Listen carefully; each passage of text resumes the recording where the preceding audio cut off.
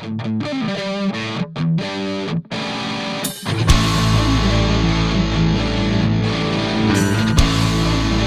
if you are an ape with a symbiotic relationship to a mushroom, then you are ready for this episode of Discography Discussion. I am Joe, that is Dan, that is Geoff. It's Nu Metal May, gentlemen. In honor of the Roach Coach podcast, we are doing Nu Metal May. And who are we talking about tonight? Tonight we are talking about Mudvayne. I thought they'd be a good band to kick this off with. So for all you people that enjoyed the Slipknot episode a couple weeks ago, get ready for the sequel. At least that's how my memory is. There was Azalea dying in there somewhere. Yeah. A Giganta episode on Azalea dying. Well, you know, there was that weird time where everybody thought Slipknot and Mudvayne were the same band, and they were clearly wrong. Right. One band wore more makeup, and the other one wore masks and makeup. And then there was that other band that wore masks and makeup. But we're not talking about them tonight. Kiss? No. Mushroom Head for anybody that's keeping track. Oh, okay. Yeah, guys, Mudvayne. One of my favorite bands to listen to the way I remember them sounding, because what they eventually did was not very enjoyable. And then got good again, and then they are no more. Talk about your late 90s, early 2000s. We're not Tool, but we use their polyrhythms, because this band is very polyrhythmic. They're very heavy at times. They're industrial at times. They wear the face paint. They have personas that they themselves do not embrace album to album, because it's not about that. It's about the music first. And the best bass player in all of metal music. Amen to that. Unless you're between the buried and me. So, Mudvayne is a band I heard probably around 2002. They were described to me as, quote, math metal. However, I don't think that what they were doing was necessarily what you would consider math metal, because I'm not entirely certain what math metal is supposed to mean. Does anybody have any? I mean, I hear the polyrhythmic drumming and all that, but I don't. I'm not sure what math metal means. So, do you know what Tool does from a technical standpoint? Yes. Basically that, only metal. Okay, so but it's more like nu metal, right? Because that funky bass, as good as it is, well, it's still a very primary. That's one of the jazz influences, of nu metal. Though. Is it? Are we gonna chalk everything up to jazz? We are. 12 guys playing in a room and it all sounds like shit. Well, is that what we're? For someone that listens to lyrics as much as you do, I understand if you don't understand good musicianship. Oh, I got it. Okay. Shots fired on Discography Discussion tonight. Yeah, I was going to say, I can't get it out of my head, and that's Quado from Monolith, the sample. Yeah. From Total Recall, Quado, open your mind. Open your mind. God, that's like the best part of that movie. Yeah, and that's really what you had to do with this band. Yeah, you had to open your mind. I mean, I think it's a very appropriate opening. Even though they themselves would tell you that that's not what you should be doing. See, Mudvayne had that, I'm going to say stupid gimmick, where they started off being artistic, but it was about the music and then the art. But then they didn't want you to pay attention to the art. They wanted you to pay attention to the music. They failed in their presentation where Tool theoretically has succeeded, where for years nobody knew who the members were or what they looked like except for Maynard. Mudvayne created these personas and these looks, and then would throw them out and be annoyed that you were still stuck on them like it was a thing. Yeah, that just sounds more like drama queen behavior to me. I don't want to be here. I don't want to be here. I don't want to be here. Oh, so let's God, go. Don't bring that shit up right now, Joe. No, we got. There's actually some good shit that happens before that. There is, but before we get to all that, let's talk about some things. Well, before we get into things that are happening in Nu Metal May, I want to take this time to say thank you to everyone for listening to the podcast. Thank you for listening and for subscribing. If you are not a subscriber, you can find everything Discography Discussion at discussmetal.com. We are on Google Play, iTunes, Stitcher, TuneIn Radio, so if you have an Amazon Echo or a Google Home, you have no excuse. Ask it to play the latest episode of the Discography Discussion podcast, and it will. We're also on Facebook and on Twitter at Discuss Metal. Be sure to like, favorite, and subscribe. It really helps us out. It lets us know you're listening. And now Dan is going to tell us all about 5-star reviews. We love 5-star reviews here on Discography Discussion, and whenever we get one, we like to read them. Would you guys like to hear our latest 5-star review from Facebook.com? Tell us all about it, so. Dan. Alrighty, well, we got a review from Patrick who says, one of my favorite podcasts at the moment, long episodes filled with eye-opening discussions about some of my all-time favorite bands. 5 stars. Thank you, Patrick. Thank you so much. We appreciate you all the way from Finland. Yeah, I thought you'd appreciate that, Geoff. Yeah, actually, it makes me think there was there's a YouTuber I'm a big fan of from Finland. We'll go back to the Slipknot episode on that. Oh, okay. The YouTube channel is called Finawa. So if you guys like metal, that dude's got some sick covers. That guy's crazy, crazy, crazy talented. Well, Patrick, thank you very much for the review, man. Keep them coming. You can leave us reviews on Facebook.com/Discography Discussion or on Apple Podcasts, whichever is easier for you. So we got some listener feedback. We do? Absolutely. Fantastic. We got a tweet from Buddy Hershey in regards to episode 59, Opeth. Hyped! Opeth is some god-tier metal. Well, I mean, I guess that depends on which god you pray to. Oh, I can agree with that. I just wish I was here for it, but unfortunately I had to take my kids on vacation. It's not unfortunate. You're on vacation living the life. I tell you, man, out of all the episodes for me to miss, though, that one was really tough to take because that's one of my all-time favorite bands. All right, Geoff, you have the next 30 seconds. Tell us what you think about Opeth. Go. I think you just summed it up. They're like god-tier metal. I think that's very appropriate. I love the fact that they progressed and they went from something that was really heavy but yet technical into they just explored. They branched out. They kind of went on the same path that another band that I love, which Dan knows I'm going to mention the name again, is Catatonia. I can't say one name without saying the other. So they're just an amazing band. Everybody should listen to them. I would say if it's not god tier metal, it's enlightened metal. That'd be another good one for it. I like that. Enlightened metal. Yeah, it's fantastic. So if you haven't checked out that episode, you should.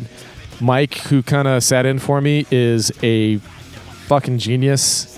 I love that band, but Mike's like a straight up walking encyclopedia. So that dude is crazy, crazy smart. So in regards to episode 60, Korn Revisited with Lauren Kozlowski of the Roach Coach podcast. AC, Alt1 on Twitter. An unexpected welcome surprise. This episode had all the good stuff. Plenty of issues praise.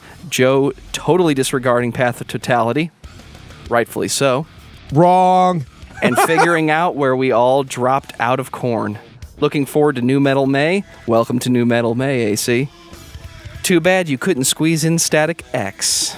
Ooh. Dan? Yeah, which I said, it's entirely possible that Static X could be squeezed into Industrial December. That's true. They kind of can hit two niches. So, I mean, I think so. Did you guys notice that all of a sudden I was missing from another Korn episode? What's going to be a running theme now, Geoff? Anytime we talk about Korn, you have to, go in the hole. Yeah, to walk out of the room. Yeah, I have to walk out of the room because I'm the only one here willing to defend Path to Totality would be my guess. At least in this room. Well, I heard Lauren did a halfway decent job. He didn't really defend it. But at least made Joe talk about it, which is better than what I can do. Entirely possible. Hey, Geoff, do you know what this means? Get out of my house! Well, we got a comment on Facebook, actually, about the Path of Totality. Jason Andrew Goodman commented, this is actually on Roach Coach's Facebook page because they shared it. Thank you, guys. Thank you. He says, so speaking of someone whose exposure to electronic music includes Nine Inch Nails, Ulver, and movie trailers, if you haven't had a ton of exposure to dubstep, that Fusion album was an interesting palate cleanser for the band. Granted, I've only ever listened to it once or twice, so maybe killing it with weak praise, but the discussion around it was awfully harsh. Yeah, I aim to please. And that's because I wasn't here. I'm telling you, man, if I was there, it'd be a different story. I'm not saying it's like the best thing ever. And I don't even think it should have even been a Korn album. That was kind of my point. We all said that. All it needed to be was John Davis and... Yes. Well, not just Skrillex. There's Excision. There's a couple other people. The Excision's way better than Skrillex. So we got a tweet from Lesser of Two Equals. Yay! Korn Step! As bad as the album is, I can kind of remember brief snippets of moments from it. I can't remember anything at all from Untitled, even right after hearing it. And I would say, number one, thank you for the tweet. Number two, Untitled depending on how you receive it, will call you back to listen to it later. That's kind of why I think it's a sleeper hit. It's not pop music or Follow the Leader where, oh yeah, I remember listening to Got the Life and it's time to listen to Got the Life again. You look at Untitled and say, yeah, I think I want to listen to this again today, and then you get to enjoy it kind of over and over again. It's not great, but for what it does, it is kind of a sleeper hit. It does call you back. Well, if it calls you back, that's why you should probably screen your phone calls, because I'm not picking up. Damn. Patrick on Facebook commented, one reason I think that Serenity of Suffering is so good is because the band were doing full tours before making that album, just playing their first album from front to back. I think that inspired the spirit and feel of the Serenity of Suffering. Glad to hear the love for Let's Get This Party Started, also one of my all-time favorites. And I have to say, I agree 100% on that. I think that the band definitely had some new blood. And, like maybe not new blood as in new members, but just kind of just this aura of refreshment of a restart with that record, because it really does capture what Korn was always about in their glory days. And, that album was really just a testament that a band like that can still do it. They can still knock it out. So, Dan, tell me about Mudvayne. Oh, man. Mudvayne is a math metal band, if you want to call them that. I'm going to call them a new metal band because it's New Metal May, so we're just going to stick with that. Well, they're both. It depends on what time frame you're listening to them in. Absolutely. I'm still not going to give math metal credit as being an actual genre, but, we'll go with that for now, I guess. But Mudvayne is from Peoria, Illinois. They were relatively local to us.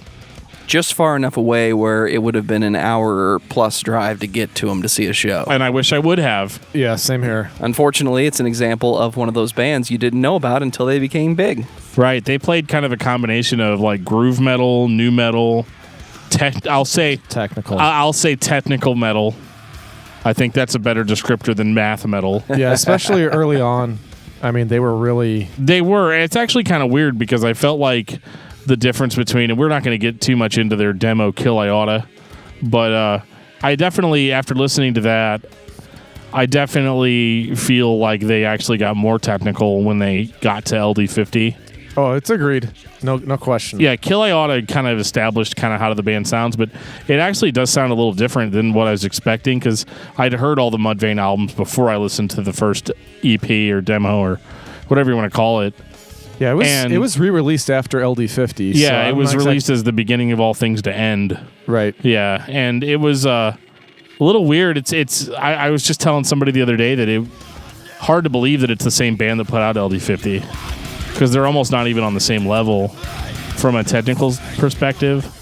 Yeah, there's a few years in there. I mean, that's a lot of time to own your craft, so I understand. Absolutely. Aspects of the band, from a music standpoint, you get the impression that it was a late 90s group of guys that were technically sufficient, but were trying to do something different. Yeah, so when LD50 dropped, I mean, I couldn't believe how technical the band had become. I mean, hearing songs like Dig, just how crazy that song is anyway, and that was released as a single, it's pretty crazy to me that they achieved as much of an instant success as they did, because that song is really, I mean, if you don't have any context, this doesn't really sound like the new metal that was coming out at the time. Because it's not new metal. Yes. We'll diverge on that a little bit, but I think that it was still new metal. I will fight that one tooth and nail. You can fight it all you want, but I mean, what else are you going to call it, Geoff? Metalcore? I just like heavy metal. It's not technical death metal. It's Mudvayne. Yeah, they were. I think they got alternative metal. Okay, I will give you that. I think because they were so hard to lump in with on LD50 into a specific genre, and I really think you have Ryan Martini to thank for that. I mean, he just kind of totally threw a monkey wrench in it. That dude is such a fucking machine. I think if you take Ryan Martini out of the equation, it's much easier to classify them as, you're just a regular run-of-mill, metal/new metal band. And I'm with you on that. I don't know how to classify Ryan Martini. Jazz? He is most definitely a jazz bass player, but he's a metal guy. Right. The story back in the day was, or at least the joke was, he sits down and figures out every note he can play for every note in the song and then makes it as interesting and complicated as possible. And when I listen to him, I think this is the only person other than Lemmy who, when you listen to the record, you kind of start to forget which instrument is the guitar and which instrument is the bass, because they kind of cheat into each other. And yeah, if you're focusing and you pay attention, you're like, well, yeah, the guitar is actually not doing any of that technical awesomeness. But then you start to kind of forget that it's a one guitar, one bass band, because, you know, this was the late 90s, early 2000s. Yeah, and I think the other thing that you really got to give Ryan a shit ton of props on, he does all of this without effects. There's no effects in his shit at all. And that's astonishing when you consider all the noise that dude makes. He made it his point on LD50 to actually create all of that noise, you know, organically in an analog fashion. He didn't have to hook anything up. That's just him being a fucking madman. And which is weird. I've seen him live. He's a fucking madman. I'm normally not one to get hung up on a particular member of a band, but if you guys go back and listen to the new metal episode we did with Josh Toomey, I kind of did the same thing then. I got super excited about talking about Ryan Martini, and the reason for that is he's probably my favorite bass player of all time. I think he's just obscenely talented. And as time goes on, you know, we'll talk about it. What happens to him in this band is just, it's disgusting on how muted he becomes as time goes on. For the vocal side of it, and this is where I get the new metal comparison the most, is in Chad Gray's vocals. Dude's got a cool voice. Chad has an amazing voice. Guy can go from intense screams and growls, and he's really kind of the best of the bunch as far as, you know, screamers went in that style of music in the late 90s, early 2000s. He is absolutely a roaring monster when he needs to be. We talked about it on Slipknot. Corey Taylor's in a realm all his own, but I think Chad kind of stands with him in the same area. It's just where Corey Taylor does more rock, metal, other genres. Chad, to this day, I mean, he is currently the vocalist of Hell Yeah, so it's still metal all the time. Yeah, I think the big difference is that Chad's clean vocals kind of suck, to be truthful with you. I agree. Whereas they're atonal. Yeah, where Corey, as time went on, really developed a fantastic clean vocal voice. I disagree with what you said about his clean singing, because I think his clean singing sounds really fucking good on LD50. Okay, I'll give you that. Agreed. Because, I mean, it's really... I mean, because what we're going to talk about later on in the band's career is going to be more representative of the whole band, more so than just one member. Whereas with LD50, I mean, I was blown away the first time I heard Death Blooms. And he just went off the scale for me as far as, you know, having that aggressive vocal like we had on Dig. But when I heard Death Blooms, just that chorus he goes into, it's really mind-blowing. And I think his voice just sounds cool. I like the inflections that he uses. I like the way he sings. On the song Nothing to Gain, I mean, that's one of my favorite vocal performances by him. And I think that he sounds really good here. And that's where I get a little bit of the new metal vibe from the band, is from the alternation of heavy and clean vocals. I think that played a major part in Mudvayne's sound. Yeah, I think the staccato that he does with a lot of the vocals at times too. Yeah, lends to that as well. But you're right, he's got a really like kind of nasally clean a little singing. bit, and that's where I get the new metal from. Yeah, and it's not I don't think it's like he doesn't make it the focal point on LD50. It's like, you know, it's a compliment. It has its purpose. It has its point. and I think that's why it fits. Later on, it's like I tried too hard, and it fails. And for that reason, Mudvayne is one of those bands that succeeds in presenting the band. It doesn't turn into one guy predominantly stealing the spotlight or being given the spotlight vicariously through public eye. Mudvayne was always about Mudvayne, for better or for worse. And when I listen to LD50, my mind wavers between the different instruments. I start listening to the drums and I hear something really cool, and then I hear something on the corner and that's the guitar, and I shift over here. And then we talked about Ryan already. You fall into a bass part that is seemingly random and out of control, but on a scale of Cliff Burton to Les Claypool, Ryan Martini is on both sides of the line, because he goes places that normal bass players in metal and hard rock do not go, and yet he finds a way there. And he makes it fit. That's what's so cool about it. Yeah, that's right. Well, and the cool thing about LD50 is that it's a really complete product. It goes on for a really long time. It's one of the longest albums that we've reviewed. And besides that bullshit from Swallow the Sun. I love Swallow the Sun. But this is like a straight up like 72-minute deal, isn't it, Joe? Like it's something like pretty that. Long. In a day where we were all kind of focusing on the capabilities of CDs and their capacity, we all knew, what was the magic number, Dan? 80 minutes. 80 minutes. You could do an hour and 20 minutes on a disc, and this one clocked in right around an hour and 12 minutes. Hour and 8 minutes. Wow. Yeah, it's a long record. And it suffers is a bad word, but it's the early 2000s interludes.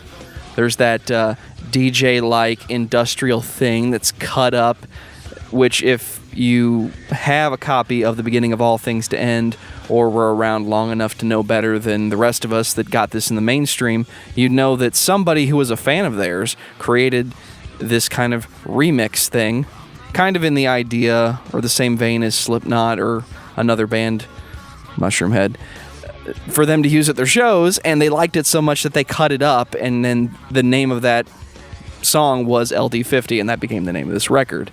But it doesn't really take you out of it. It kind of has the same lasting impact on your mind as all the interludes that Korn did early in their career. Yeah, they're out of place. They make no sense. They're in between the singles for the sake of existing, but they give you a chance to take a breath, which a lot of artists are afraid to do today. I disagree. I think that the interludes on this record are very intentional. Really? Because it flows really well for me and chunks the album up a little bit with different themes and ideas. And I love hearing them. I love hearing the voices talk. I like the part where the guy's all like, "We are humans with a symbiotic relationship to a mushroom." And you're getting the Enjoy Incubus effect, aren't you, Dan? Self-awareness. But I like listening to that shit. I don't know why, but it sounds really cool. They talk a lot about like human evolution and the evolution of consciousness. Yep, Dan has checked into Incubus territory. And I think that stuff is really cool. I think the only weird issue with it is that, I do agree a little bit, Joe, with it thematically. I don't know if it fits. I think Mudvayne on this record, if there's anything that we can say negatively about the record, is that there's a little bit of a conflict of themes. And I know I talk a lot about this when we're talking about nu metal bands or bands that are called nu metal, is that there seems to be a little bit of a contradiction in the way they present themselves. And Mudvayne's just kind of a weird one because they'll have very philosophical lyrics, really complicated lyrics, but then there's all these nu metal tropes of you've got to say fuck every 23 seconds or whatever. So you get a song fuck. I gotta look at the song name. I don't remember what it's called. Better not fucking put interlude music on this. I believe it's Severed. He says, I divorce the pain, I divorce iniquity in this motherfucking bullshit. And it's he has these really complicated philosophical big words that he uses, but then it's and this motherfucking bullshit. And it's it seems very contradictory that the person that wrote the first half of the song may not be the person that wrote those lines. And I think it's weird. I think it's just kind of a weird thing that you have these kind of a little bit less intelligent ways of expressing themselves. I mean, this is one of the very first records where I've ever heard the words cocksucker like just thrown out there. Like it's weird. He's, I lost you. Oh my God. What do I do now? You were never there for me. And it's like that. You got all that going on. And it's like personal and relatable or whatever. And then at one point, he's just like, fucking cocksuckers. Well, even the most intelligent people get angry at some point and lose their ability to come up with a fancy word. I know. It's just, it's jarring listening to that in 2018. I tried so hard, and though, to listen to this with my year 2000 ears. Because, like, the drumming was different, legitimately different in this type of music. Specifically, most of the creativeness of the drumming is in the feet, where his hands are very solid. The band as a whole, and I've already said this, but I'll repeat it, they kind of create their own complexity by taking all these different ideas and shoving them together, and they fit. It does. And I love LD50 for that because it really does stand alone. If you told me this was the only album the band ever made, I would feel the same way about this that I feel about the Crash of 47. I want another album, please. But this wasn't the only album that we got. No, but I can't leave it just yet. No, I can't either. We got to spend most of our time on LD50 because I apologize. It's a masterpiece. It's just, we love it. And what I said about the lyrics aside, there's some really cool things in here. Like there's a song called Nothing to Gain, which is one of my favorite songs. Oh my God. And yeah, it's gain as in Ed Gein, not gain as in financial gain. And this is important because you have to, and if you need to, before you hear Nothing to Gain, you at the very least need to read the Wikipedia page on Ed Gein. So fucked up. And that way, whenever he's talking about dancing and masturbating with skin on his face, you get a little bit of context as to what kind of story is being told here. Do I need to get your Mr. Spell out for the remainder of this review? Oh, man. You want to plug the podcast that we listen to on Ed Gein that's just... Oh, yeah, the last podcast on the left with about Ed Gein. Yeah, that was a good one. Holy shit. Yeah, that's some pretty messed up stuff. And you know what's really messed up?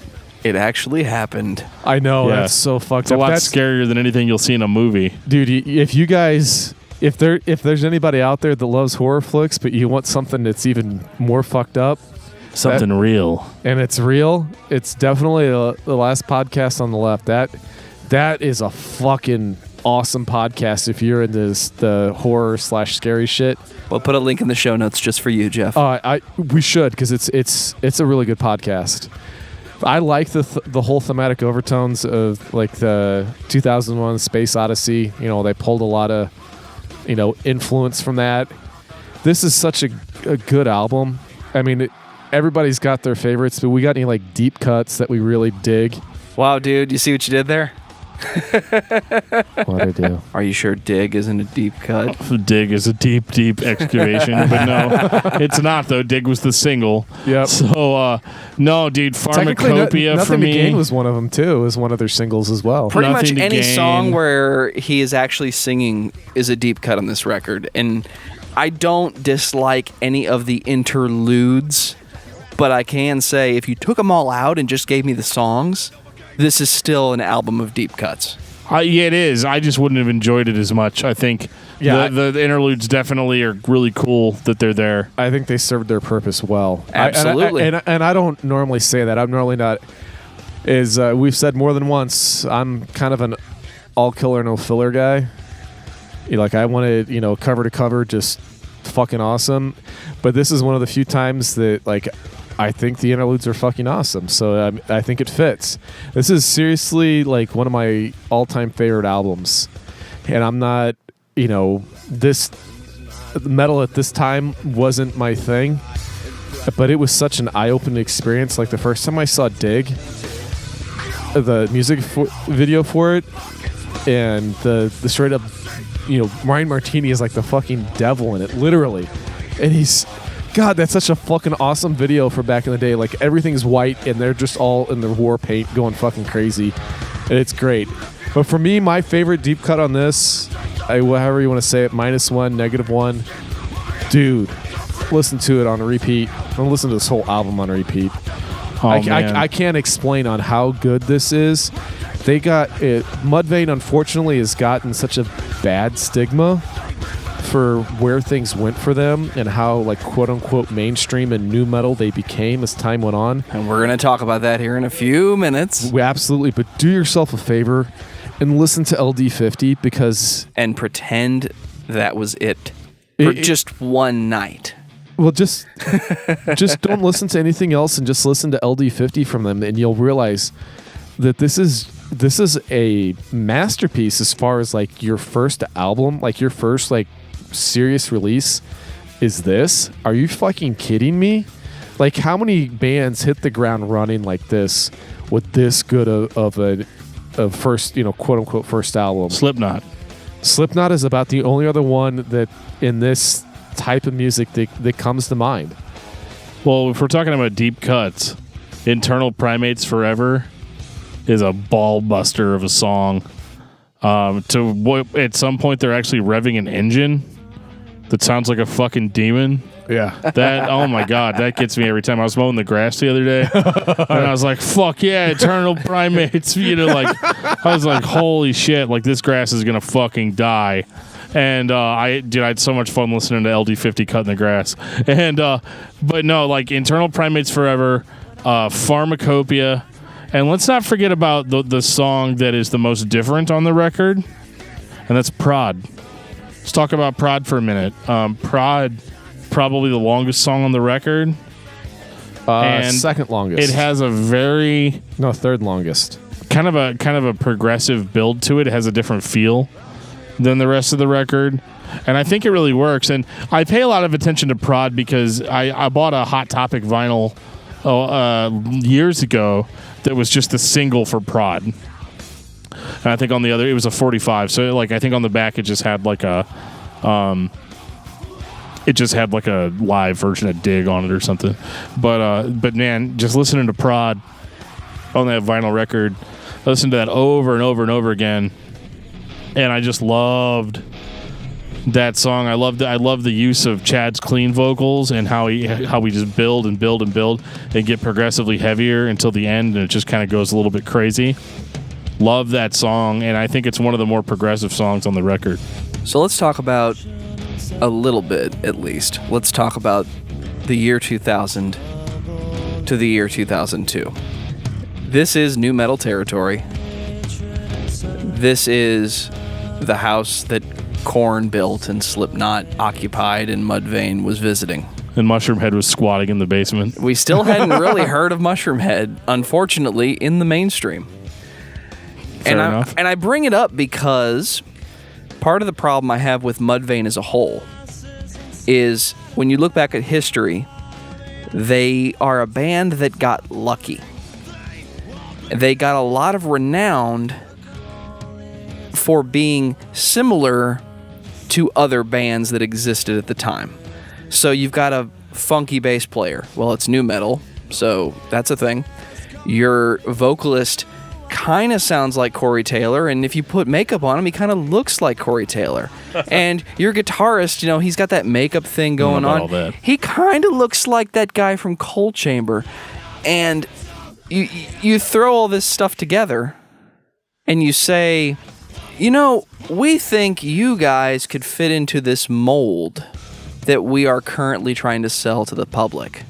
And a lot of comparisons that were made between specifically Mudvayne and Slipknot, I would parallel to Metallica and Megadeth in the late 80s, early 90s. None of that was sought out by Mudvayne.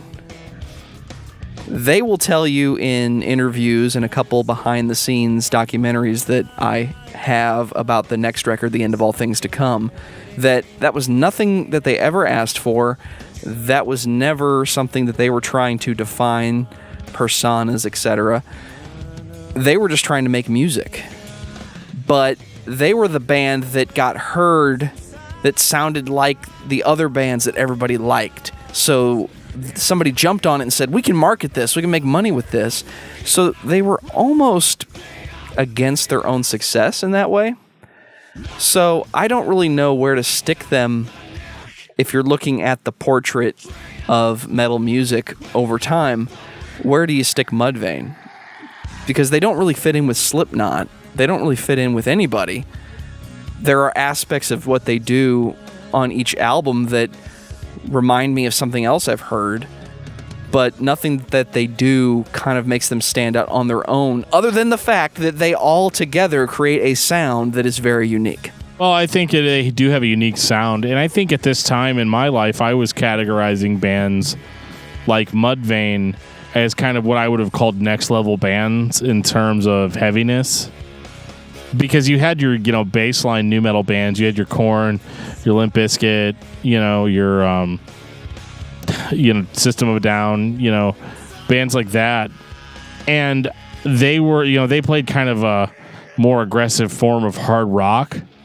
But like, what do you do with bands like Slipknot and bands like Il Nino and bands like Soulfly, that are playing nu metal, like for sure. But it's very next level. It is at least a step or two heavier and more extreme and in your face than a lot of these more of the like hard rock nu metal bands. So like at this time when I heard LD50, it was just another entry in the next level heavy stuff. And did that set expectations for you personally? It did. It really did, especially when this record came out, because I had nothing but high hopes for the next record, which came out and was called The End of All Things to Come. Spoiler alert. It was the end. It's not the, well... It's not the end. It's not the end of Mudvayne. But it definitely fulfilled my expectations. The only thing about it I could possibly criticize was this is when my ears started to change and I started to hear music from a production standpoint, and I heard whatever the final decision was with the guitar tone, just to this day still kind of drives me insane. But everything about this record is what we had with LD50 to me, minus the arguably unnecessary interludes. I think you're the only person having that argument.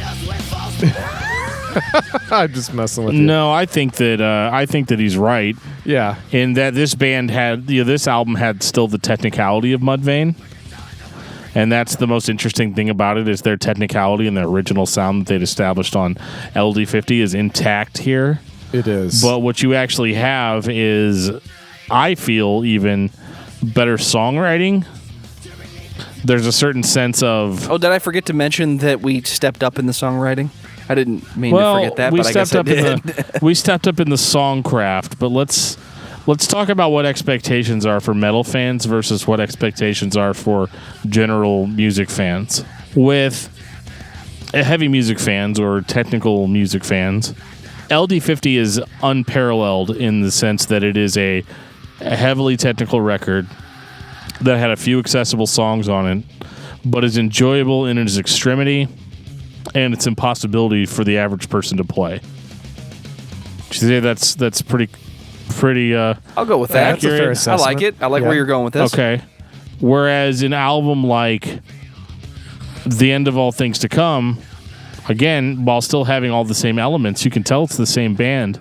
However, there's a much more of an effort to play songs and write interesting song ideas, more so than the, hey guys, check out this really fucking cool thing I can do.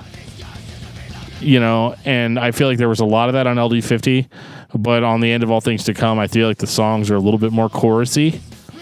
They're a little bit more structured in that regard. It's not that LD50 was structured, but it was structured it was structured as far as what the band members could figure out what structure was. Yeah, so like LD... Go ahead, I'm sorry. Whereas The End of All Things to Come is more of like structured in what the common expectation for what a song should sound like. Yeah, like LD50 is kind of like your artsy avant-garde kind of look at metal. And this is more of a complete cohesive thought going into it. But like you said, you can still tell it's the same band. This is still, fantastic music. And I don't feel bad that I have more choruses.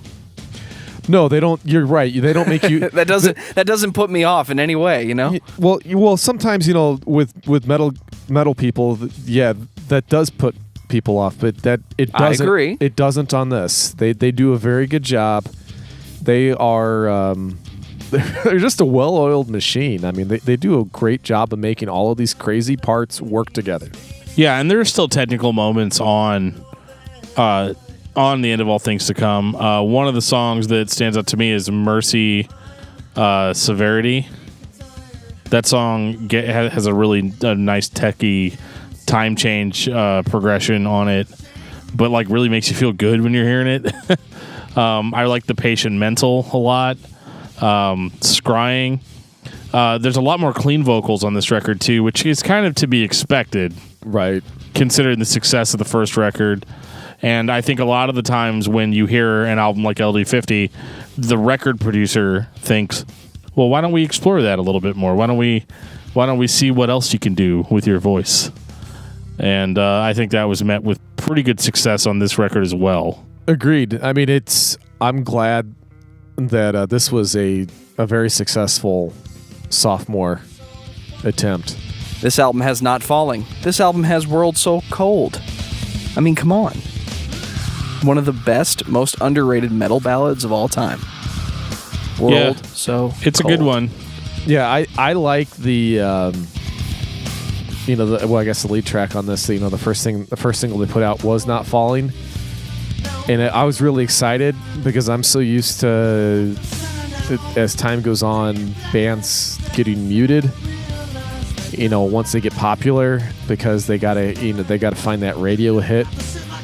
And Not Falling, yes, it's catchy, but it's still got all those technical elements that makes you remember, yes, this is a bunch of talented dudes playing some good music. Well, and I think I've mentioned this on previous episodes, specifically about this record, because I've been listening to this record a lot lately, and something that I kind of keep falling back on, no pun intended, is that I think that for an album like LD50, you had to kind of be a certain kind of person, in a certain mindset. You had to be Geoff to enjoy something like LD50. I think the average radio listener could hear a song like Not Falling and be completely on board with it without having to have any context. Just that it's a heavier rock song, but it's it's aggressive, but it's catchy and it's enjoyable. Whereas the same person is not going to have the same reaction to a song like Dig. That's true. And I would add to that you could give this album to a modern metal fan, and they would hear it the same way that a thrash fan here's a record that was released in the early 80s. It's obviously thinner. It's obviously not as loud. Things aren't turned up as much as I'm used to hearing today. Oh, it doesn't sound like Thy Art Is Murder. I know, right? Aw. But you would hear the same type of songs. And that's one of the reasons why I think this one should stand the test of time. Because, yeah, we got more choruses, and yeah, we have less electronics, but they're still fucking good. Yeah, I will say the other thing I really, especially on Not Falling, the whole connotation with Chad's vocals is fucking awesome. I love the fact that he changes it up, and it's not the same way every time kind of thing. Even if it's like his clean vocals, like he gets, again, like I like that whole, he does that staccato thing like fantastic, that means that stop start with the vocals is so cool when he does it. His rhythmic delivery it's killer. I just remember like listening to his stuff back in the day and just like, man, I want to sound just like him. He sounds fucking awesome. This is such a good album. Well, yeah, and it really is, and it really set my expectations for the band so high. Even this one had deep cuts. As popular of a record as it is, songs like Scrying, really weird, different kind of song, but very Mudvayne. Oh my god, dude, the title track, The End of All Things to Come. That's actually mine. Oh my god, yeah. and when the whole damn world is dead, there's your fucking piece. I mean, that just, oh my god, like that. And that's something that I liked about this record a lot more than I liked about LD50, believe it or not, was that the lyrics were more consistent throughout. This record was more about personal struggle. It wasn't like, hey guys, I just read this really fucked up book about Ed Gein, and let's write a song about it. This was like real personal struggle. And the record is actually in a lot of ways pretty positive. Yeah. I get that vibe from the music almost more so than the lyrics. But I just think that he's a little bit more poetic on this one. On The Patient Mental, he says, I'm just like a clock upon the wall, always moving but never going anywhere. And just really kind of more insightful stuff that you can get behind a little bit easier. I mean, and sure, there's, weird lyrics about, river of Kool-Aid and open up the floodgates and, all this kind of weird shit that we've kind of, after 2 albums, gotten a little bit used to with Mudvayne. Like, you're like, oh, there they go again. They're just a bunch of crazy fuckers, but and we love them for it. But this record definitely had more mature lyrics versus, LD50, which had, a song where he's just like, you're like a punk, gonna get in my face, wanna be, like it just doesn't really, that stuff I find kind of lame. I didn't find it as lame when the record first came out, but listening to it again for this podcast, stuff like that comes off as extremely lame, and it's good to see that stuff is reserved only for LD50 and did not carry on with the band throughout their career. Yeah, and like you said, on more than one occasion, you definitely pay more attention to the lyrics. Here we go again. No, I'm not trying to be. I'm actually kind of discovering some of the stuff for the first time. That's the type of listener I am. I get kind of my groove, and I just don't pay attention to it. I just kind of go with it. So it's actually kind of refreshing to have like a different perspective. And I never would have picked that up on LD50 because I'm such a big fucking fanboy about it. Like, I love that album, and it's one of those things. It's hard for me to kind of look at it from a different perspective.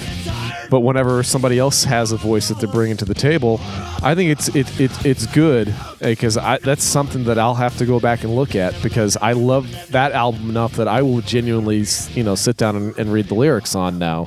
Right, well, and there's brilliant moments on LD50 for sure, but there's also a whole bunch of stupid shit, fucking bullshit, cocksucker, moving through your life like a motherfucking hurricane, fistful of Novocaine. Bring it back, that is. See, I don't even pay attention. But that's kind of awesome, but really kind of lame at the same time. Yeah. Yeah, I guess that's all I'm getting at, is that I get so amped up and so involved.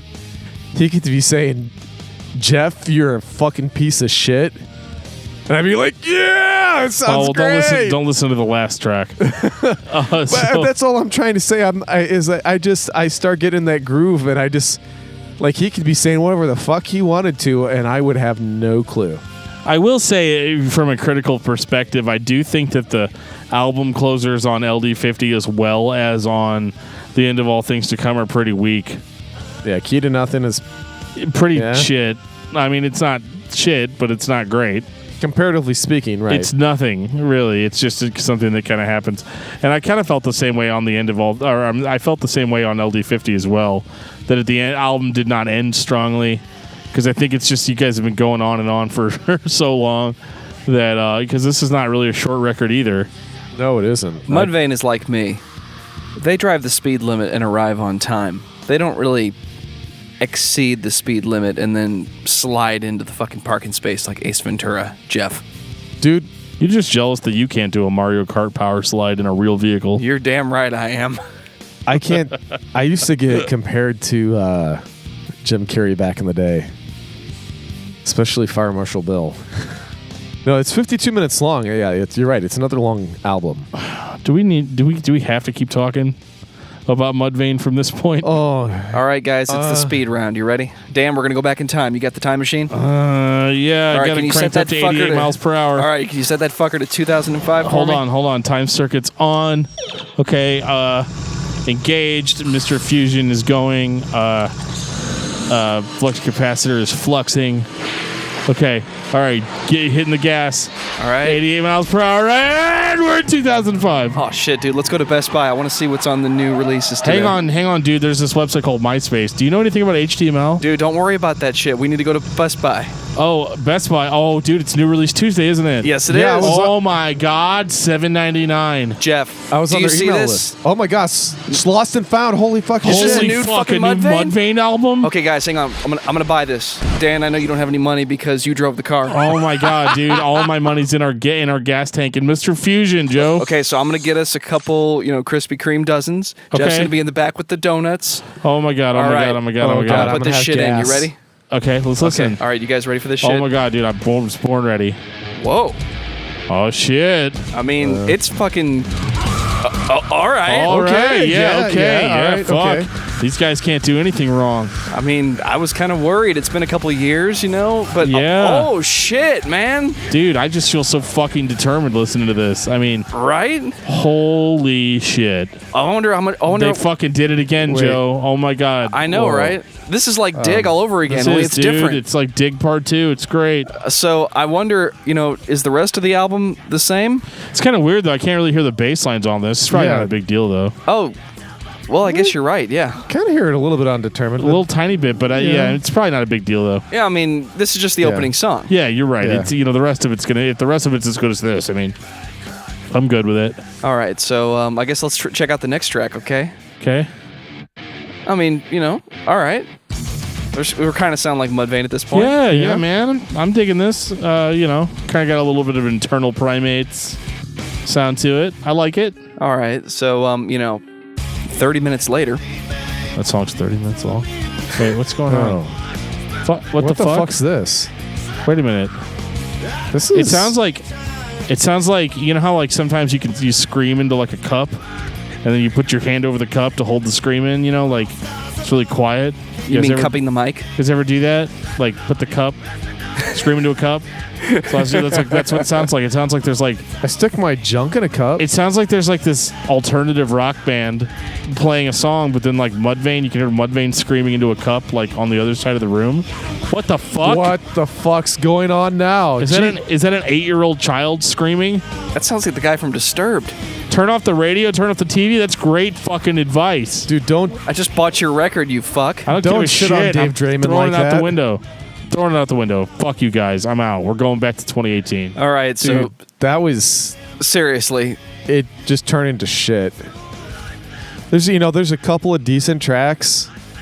but the album does not Oh my god, it's does not keep my attention. It should be called fucking Found and Lost. Right? Because like you turn on Determined and you're like fucking feeling it. You're like up in your face. You're like, I'm so fucking determined. Like you're like Mudvayne's back. We got another dig in our hands. Holy shit. This is even heavier than the End of All Things to Come is. Like I am fucking pumped. Yeah, I'm you get stoked like at this you point. get like all the way up to fucking happy. And it's like, oh my god, are you fucking happy now? No, I'm not. I was trying to. Like, what the fuck Not even listen happened here? You know what's funny is No, I'm not fucking done. Okay, Oh, this sorry. is fucking like I can't. Okay, I'm not trying to be that guy. I have tried to be nice, to be friendly about a lot of this stuff. Okay, Chad's got a nice singing voice. Whatever. Okay, I don't listen to bands like Mudvayne to hear this. There are plenty of other bands out there that can produce this radio-friendly alternative rock sound. They have basically taken all the good shit from LD50, all the good shit from The End of All Things to Come, and thrown it all away and listened to some fucking third party that told them how their band needs to be successful, the changes that they need to make with their music to make them successful. And they're like, you know what? I'm going to go ahead and just go with it. I'm going to do what this guy says instead of do what my heart says. And that's how you end up with a record like Lost and Found. Whereas, yes, it's the same band, but like, I mean, Ryan Martini's fucking gone on this record. He's not really gone. He's in the band, but you have a hard time hearing him. He definitely blends in with the drums on this record. Yeah, it's just it bothers me because I think at this time, 2005, 2006, I'm starting to jump ship to metalcore. I'm starting to jump ship to heavier stuff. But I'm still okay with a band like Mudvayne if they're putting out shit like LD50. And yeah, maybe that makes me sound like the elitist asshole in the room that says like, oh, well, you just don't appreciate musical change, musical growth. However, simplifying what you already play is not the same thing as musical growth. Would you say it's the exact opposite? I would say it's the exact opposite because over time you get more complex. You can get more subtle. I'm not necessarily pissed off that the band isn't heavy like they were on LD50. If they wanted to play their own take on radio rock or alternative rock or whatever, but it was really cool and interesting and complicated and heartfelt and had like some meaning behind it, I would still be all about that. I wouldn't have a problem with it. So again, I don't want anybody to think that I'm trying to say that it's not good because it's not consistently heavy. It's not what I'm trying to say. What I am trying to say is that this band was a very complicated, well thought out musical machine. And now they have taken parts, they have downgraded the machine essentially. They've made it more simplistic. They've made it more easy for people to digest. You know, it's kind of like watering down your medicine a little bit. Your medicine's not going to go down as potently. You know, and so that doesn't really make it a better medicine, does it? I'm just depressed. I mean, when this came out, I was like, just like we were, you know, role playing earlier, like, I was really fucking pumped. And it's one of the bigger letdowns that I think I've ever had in metal. I think the only letdown, truthfully, that I would I could equate this to is what happened to In Flames. And that is because Why would you say my trigger word? Well, because Geoff? it's because I held Mudvayne on a really high pedestal. I mean, I did. It was such an important band for me whenever there was a dearth of metal in my life. Whenever LD50 came out, it was like, okay, yeah, shit's real again. I mean, this is good stuff. You know, and then we fast forward 5 years and I'm like, what the fuck happened? I mean, they're neutered. They're only the same band in name only. They are, you know, they don't play the same kind of music, which I'm not necessarily, you know, like, I'm fine with people evolving, but you can tell that these guys deliberately tried to make it to the radio because some record To go for the easy buck. Yeah, which is cool. I mean, I like money too. I love money. I mean, we all fucking do. We all need it in this day. Hey, Geoff, can I have some money? No, fuck you. Get your own. Can I get some money? No. Okay, what if I'm nicer and friendlier and more melodic? Then will you give me your money? Well, please? apparently a lot of people do. My girlfriend will. It worked for Under Oath, damn it. Damn. Don't fucking go there. Patreon subscribers. Motherfucker. Incoming. You're going to get something about Under Oath soon. Anyway. A pile of shit in my hand. Oh, my God. No, but Geoff, I feel you. They went for the fucking... They took the easy road. They did. You know, instead of like... And what's funny or depressing, whichever way you want to look at it, is time went on, that actually ended up biting them in the ass. You know, they got the quick buck, but they didn't look at it from a long-term perspective. As time went on, people lost interest in them because they were just another band playing the same kind of fucking music that everybody else was doing. What made them stand out was their first 2 major releases. That's what people wanted. I mean, hindsight's 2020. I mean, I'm sure if you asked them if they had a chance to do it again and Hell Yeah did not exist, I think they definitely would have gone a different route because they just fucked themselves something fearsome. So you did mention Hell Yeah, and I appreciate that. I don't. Good news for the fans of Vinnie Paul, the guy that hadn't played drums since Dimebag Darrell had been killed on stage. Somehow, they got him to come out of retirement and play some metal. And you guys want me to stay in a good mood during this podcast. Hang on, dude. I'll get your tranquilizers in a second. So Chad and Greg participated in the metal supergroup Hell Yeah. That was in 2007 when that first release came out. Do you know what else came out in 2007, Geoff? By the People, For the People by Mudvayne. I wish I could say this is not a bullshit release, which is why we're not going to talk about it. Hashtag not my Mudvayne. Because it was a compilation of B-sides and live performances that had interludes and demo versions of songs, and it was quite simply put, so this is the version of the song, we hope you like it. So this is the version of this, we hope you like it. So this is the version of this, we hope you like it. And I was a little pissed off. I honestly kind of felt like Mudvayne was done. Then 2008 came, and before we talk about the new game, Dan, I'm going to need you to take these tranquilizers. It's not that I want you to be subtle. I just want it to kick in at the end of the review. I'm in my happy place. All right. Okay. 2008, the new game. What the fuck's even going on here? Is this Mudvayne? It sounds like System of a Down. I mean, it says Mudvayne on the cover. Well, Fish Out of Water, I think that's appropriate. What the hell's up with that pentagram anyway, though? Like, I mean, oh my God, look at these guys. Oh, we're edgy. Holy shit. Yeah, come on, guys. Well, I mean, I'm not 5. Chad's still singing. Screaming. I mean, his screaming sounds all right, but like, do you notice that it sounds like really quiet? Have you noticed that on the past 2 records, like his screaming is like turned down and put in the background a little bit? Like, oh guys, it's okay, we're not about that. I mean, we were once about that, but we're not now. It's kind of weird though, right? Because like, if people held musicians to the same standard that they hold politicians, like none of these bands that got big would have gotten big, right? Like, to the extent of like, hey guys, I'm really against this thing today, but then like a week later they're like, hey, you know what, it's okay, I'm actually all about this thing now, I've totally changed my stance.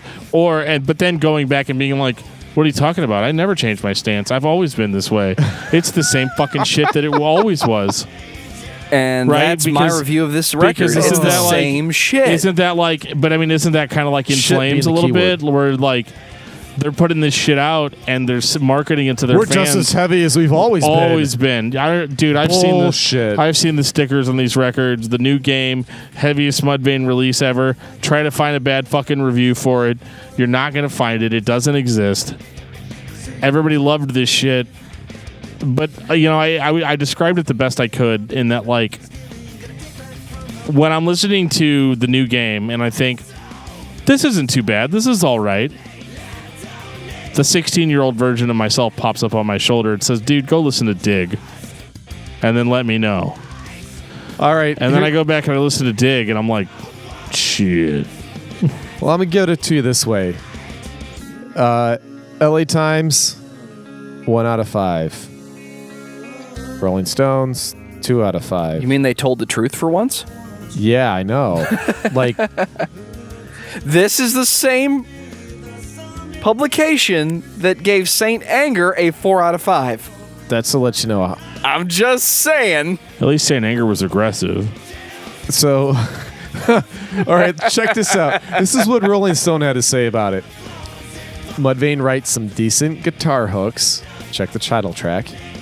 But their imagination is parched, with most songs hewing to one formula: riff, whimper, shriek, repeat. Shit. Wow, I'm normally not a big Rolling Stones guy, but I'm kind of digging on what they're having to say about this. I mean, that's pretty. It's sad that when what we talked about before on how imaginative they used to be. I don't know if it's Dull Boy. The first when this came out, I was like, okay, well, it starts out okay, and I'm like, all right, we're gonna get somewhere with this. And it never goes anywhere. I was so bummed out. I don't like the super sterile production either. No. Like, nothing rings out. Nothing fucking chunks like it should.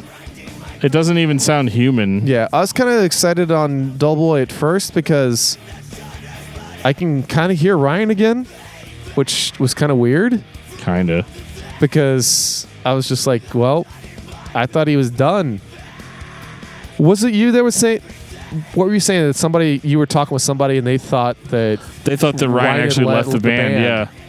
And I was like, no, he didn't leave the band. He actually has always been there, but you wouldn't know that. Right. You would think that he left during Lost and Found. Yeah, I don't want Or to. rather, Found and Lost.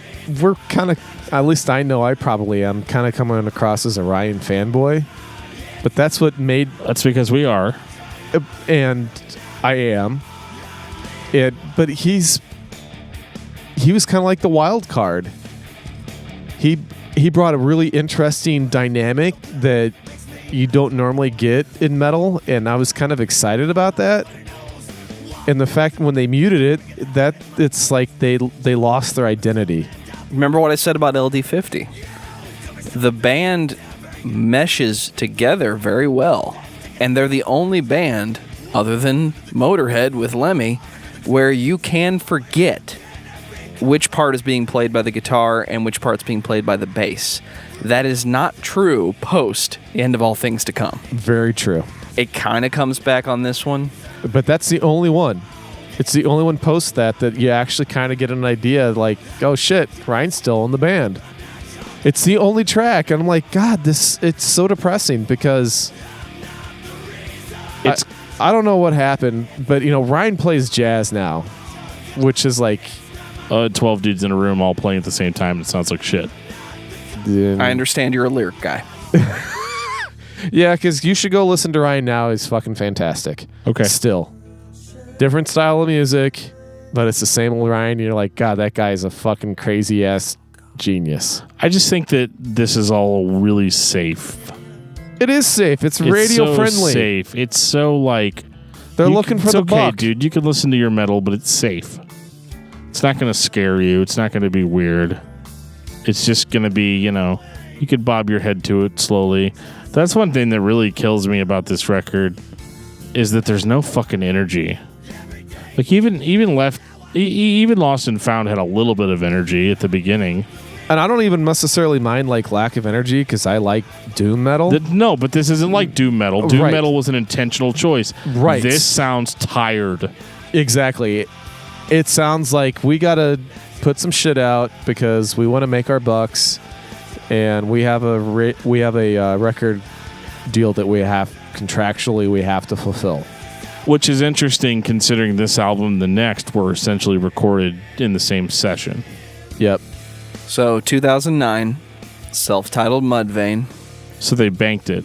Which is... They banked it ahead of time. I don't know who would do something like that. So Geoff, historically, when a band releases a self-titled album, It's us. what does it mean?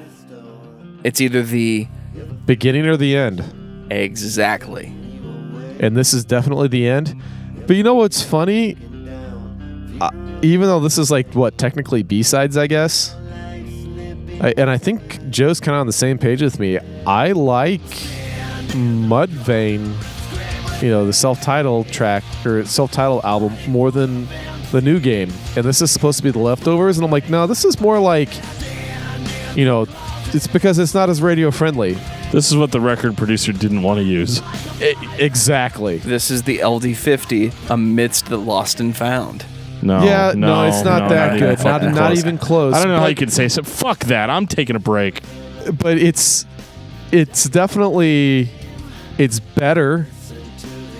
It harkens back, but it's like a distant memory. I mean, it's not the vivid recollection of what they were. It's definitely a distant memory. I think that's the best way for me to put it. And that's a good way to look at it, though. It's memories.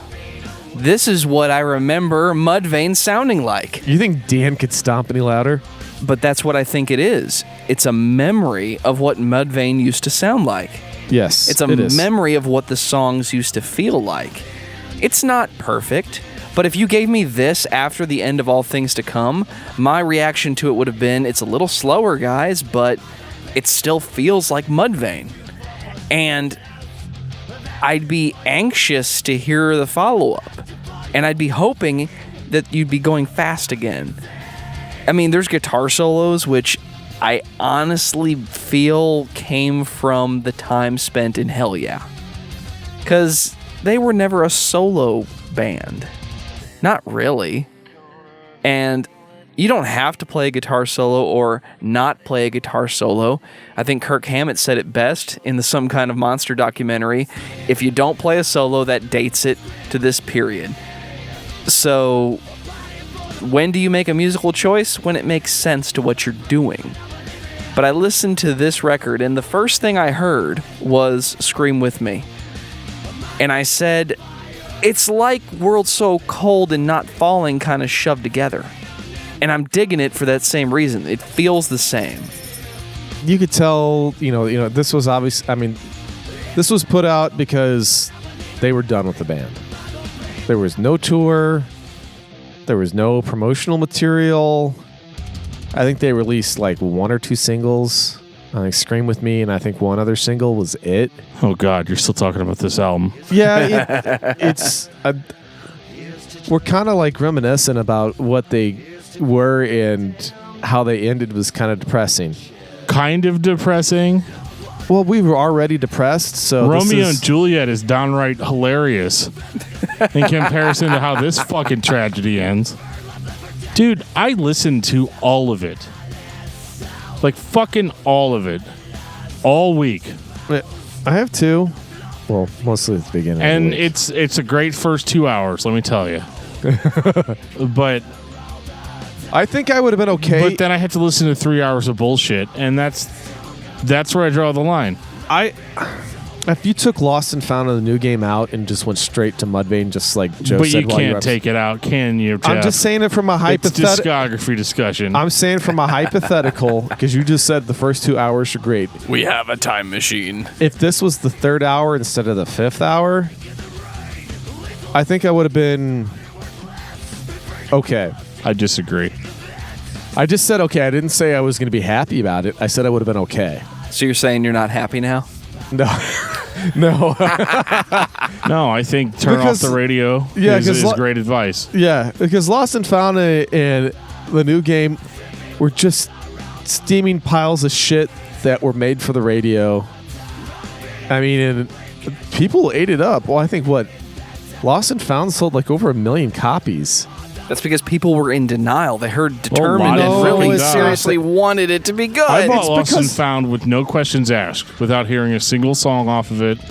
Sight unseen. That's because you already knew. Maybe that's my fault, though, because it was 2005 and I didn't have Spotify to pull the shit up and listen to it. Hey, was I working at Play and Trade by then? 2005. I want to say you were Play and Trade about closer to 2008, 7 or 8. Oh, I've been... No, that was at the end of it. So... No, I don't think I was there yet, so I didn't have Spotify. Like, I was an early adopter on Spotify. I was too. I mean, I get it. It's just that, like, these 2 records they bother me in the sense that, like, they were recorded at the same time. The band members aren't getting along.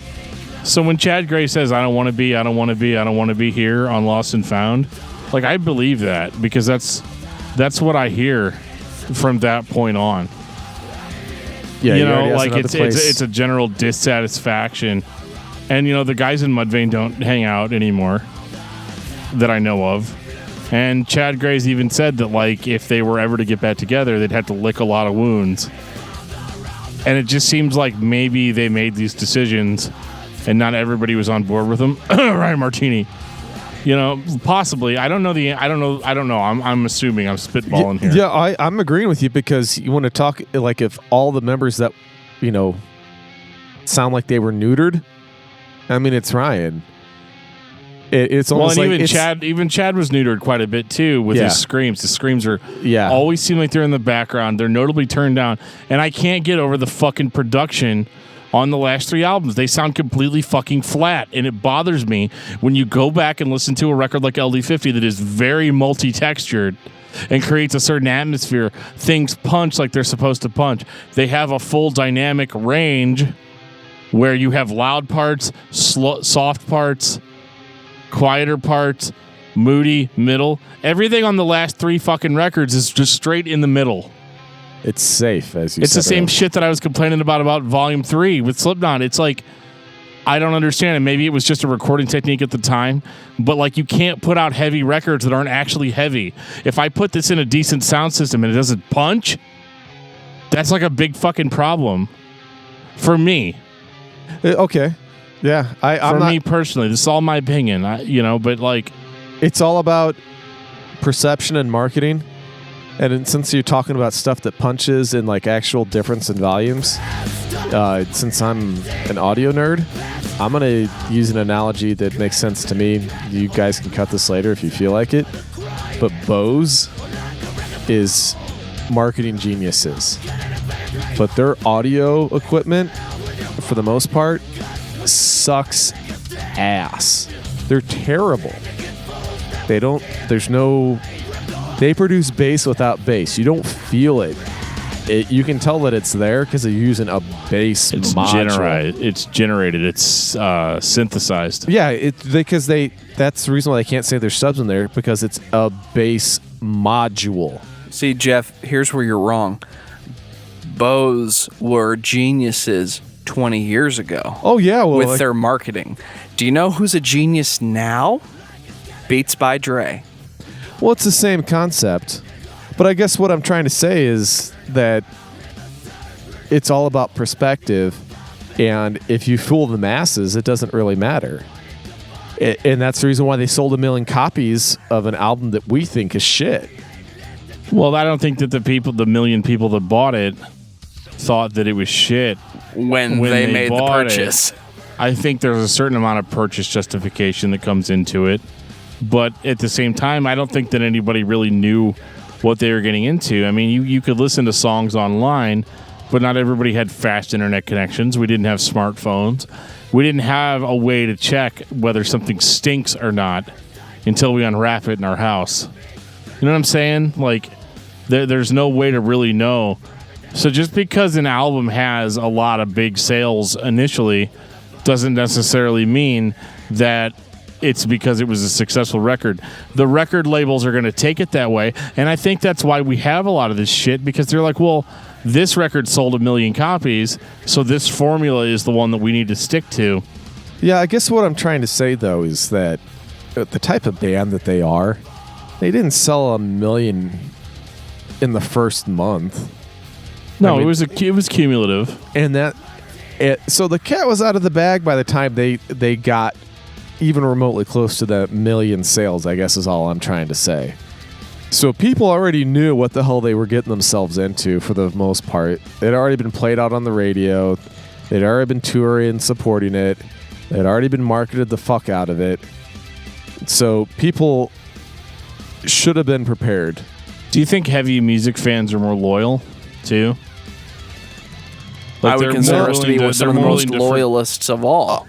Well, unless you change, that's how it is with metal. They expect you to sound a certain way, and it didn't take long to figure out that this didn't sound the same. And I guess that's what I'm getting at. We're loyal till you piss us off, and then we fucking hate you. See, I'm not loyal. I'm more of I wouldn't describe Mudvayne to a lot of people as a good band. And the reason for that is because their bad is more than the good.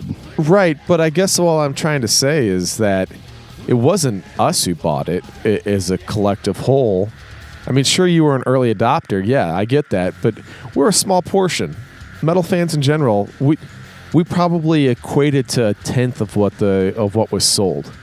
It was the radio play dumb fucks that did the other 900,000. So what you're saying, Dan, is that you're not a loyalist in 2018? No, not at all, Joe. Hey, 2003 you called. He said, listen to Zayo. Yeah, he's right. So is that your final thoughts then, Dan, on Mudvayne? Oh, no. My final thought is this. If you want to make pop music, fine. Make good pop music. Don't make pop music that sounds like everybody else. If you're going to push genres forward, push that genre forward. Be an equal opportunist. Fuck with people a little bit with your pop music. That's fine. Pop music isn't necessarily a defined genre. It's just whatever's popular at the time. I think with a band like Mudvayne, I guess I would just question how a band that puts out songs like Dig or Death Blooms or Nothing to Gain or Pharmacopoeia, The End of All Things to Come, The Patient Mental, hell, even World So Cold. Those songs all had a very distinctive stamp, a signature on them. The singles that were released after that don't have that. Yeah, it's Chad Gray singing. Hey, is that guy from Mudvayne doing like some other band? No, that's Hell Yeah. But with Mudvayne, I think the problem is that I think everybody just kind of stopped giving a fuck collectively over time. And it became more and more apparent as their career went on. I think they had a couple of good songs on Lost and Found, but not enough to redeem the album as a whole. I think that, if this band wanted to sell out stadiums, they could have perfected their craft even further and put out albums that were similar to The End of All Things to Come, but, pushed even further. Pushed that songwriting further, making it more complicated. Having interesting dynamics. And we all know that Mudvayne's capable of that. But it's kind of like one of those things where I could build a really wonderful shed in my backyard, and it'd be the greatest shed in the entire world. And then everybody starts calling me and says, hey, man, I want you to build my shed. Okay, eventually as a human being, I'm going to start to take shortcuts, and I'm going to stop making the same quality shed. Nobody's going to get as good of a shed as the one that I built in my own backyard. And I think that's the issue with Mudvayne, is that they kind of just stopped caring as much about the quality and just being like, here's your shed. It's got my stamp of approval on it. I'm going to go ahead and build this thing, put my name on it, and you're going to buy it. And hopefully you don't notice that it's not even half as good as what I did in my house. That's all I got. Geoff, what about you? Yeah, they're such a cock tease. They start out just unbelievable. I've made no secret that I am a huge proponent of LD50 and also The End of All Things to Come. I mean, those are, that's Mudvayne. That's our Mudvayne. I feel that the Mudvayne that happened afterwards is a record producer's Mudvayne, and like Dan said, they just kind of, mailed it in and said, where's my fucking check? Leave me the fuck alone. I've made the music that, the masses quote unquote want. And that's the problem. If as soon as you sell your integrity and you sell your quality for a quick buck, there's no turning back from that. And I think it's really depressing because I think they were such a dynamic force. They did get, especially in the beginning, got I think unfairly pigeonholed into the new metal, especially with LD50. They were so much more. They're so dynamic. I think Danny hit it right earlier. They're straight up alternative metal in the beginning when they were really good. And they just got formulaic and just mailed it in. It's so depressing. I can't describe my disgust and my depression with what might have been. I wish they would have stuck to their guns and did what most of us metal fans truly enjoyed from them. But, they saw the dollar sign, so I can't really blame them too much. And that's all I got. Ka-ching. Exactly.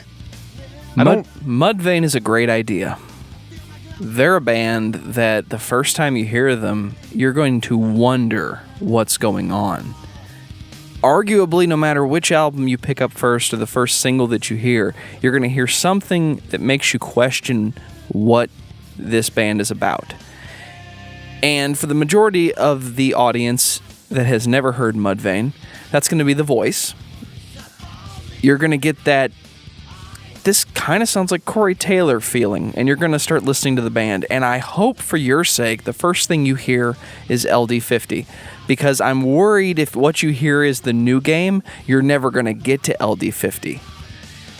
And that's really the thing that I want everyone to rest on, which is LD50 is an album which needs to be consumed for the remainder of our lives. But the band as a whole definitely went downhill. And if you're a fan of Hell Yeah today, great. But the individual members do not stand on their own well enough for me to be interested. It's something about these four individuals together in the room that makes the music sound the way it does. And if we ever got lucky enough to get that band back, happy, working together, that would be an exciting day. But you never say never. I will say it's been 9 years. So Dan, this has been the first episode of New Metal May. Oh my God, I hope next week's better. So who are we talking about next week? Il Nino. Oh, I'm so fucking psyched. Come on, guys, don't let me down. I cannot suffer through another week like this. So what's your album of the week then, Dan? Well, in anticipation for the new Hopesfall record coming out soon, I've been listening to Magnetic North by Hopesfall. Geoff, what about you? Oh, Misled by Certainty. Ooh. Yeah. Cephalic Carnage, baby. You better believe it. Man, I've been in some death grind mood. I tell you, man, Pig Destroyer fucked me up, man. I'm like going grindcore and deathcore. I mean, death grind. Like Clowncore. Dan's reaching for the Mr. Spell on the wall. I fucking love those guys. They're fucking hilarious, man. Have you heard that shit? Yes, I have. Fucking love it, man. Clowncore was kind of a revelation to me. Oh, God. I had so much fun watching that. Where's this been my whole life? Exactly. So I'm doing my best to cleanse my new metal palette. So my album of the week is going to be Horrorscope by Overkill. Nice. That's a good one, too. Yeah. Found that by accident way back when because I was trying to find a copy of the song Frankenstein by the Edgar Winter Group. Totally found Overkill by mistake. Bought that record and then continued the search because that is a damn good record. I would like to thank our patrons who have supported us financially, including Dave Cassidy and Jeffrey Santos. Without you guys, we couldn't do this, and we really appreciate your support. Let us know how you feel about those album reviews that have been coming out for the past few weeks. And on that note, this has been episode 63 of Discography Discussion. Thank you for listening. You can like us on Facebook and follow us on Twitter at discussmetal. Subscribe to our podcast everywhere you listen to podcasts, including Google Play, iTunes, and Stitcher. Visit discussmetal.com for all things discography discussion, and please send questions and comments to danandjoeshow@gmail.com. If you are not a patron, you can become one at patreon.com/discussmetal. We have some sweet perks. $1 gets you into that exclusive album review feed. Give me your money.